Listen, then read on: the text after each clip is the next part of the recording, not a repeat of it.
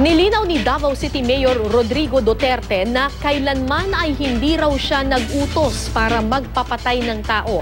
Taliwas ito sa unang napabalitang pag-amin niya na may kaugnayan siya sa DDS o Davao Death Squad.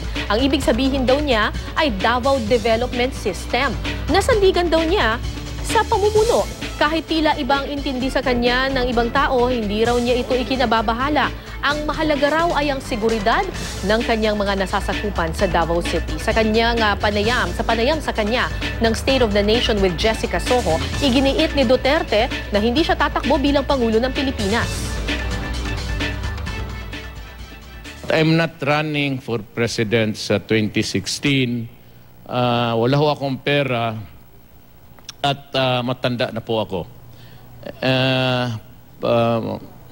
I'm ready to retire from public office after itong 2016. How about for Vice President?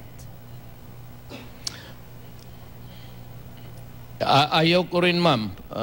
Ayaw ko ng Vice President, ayaw ko ng Senador. Sabihin nila na diktador ako, so be it. Total naman, hindi naman ako naghingi ng boto ninyo. Ginagawa ko lang kung anong dapat kong gawin pagka-mayor para ang mga tao dito can live peacefully and comfortably because yan ang trabaho ko. I have never ordered the killing of anybody. Kaya kung totoo yan, ma'am, may isang congressman na dito na patay na yung kalabang ko.